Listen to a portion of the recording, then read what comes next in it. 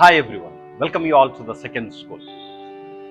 Social media వచ్చిన తర్వాత ప్రపంచంలో ఎక్కడ ఏమి జరిగినా, ఎవరు ఏమి చేస్తున్నా అందరికీ తెలిసిపోతుంది.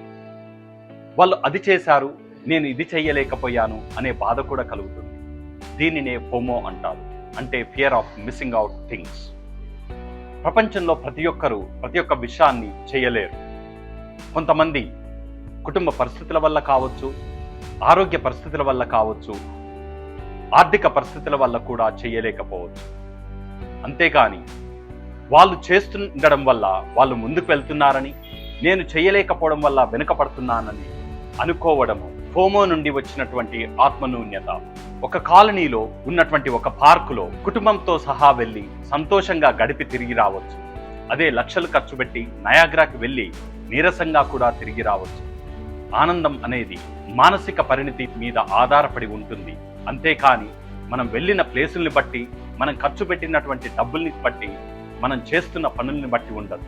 అందుకే మనం ఆనందంగా ఉండాలంటే మనం చేసే ప్రతి పనిని ఆస్వాదిస్తూ ఈ ఫోమో అనే దానికి దూరంగా ఉంటే తప్పకుండా మనమందరము ఆనందంగా ఉంటాం. Thank you so much.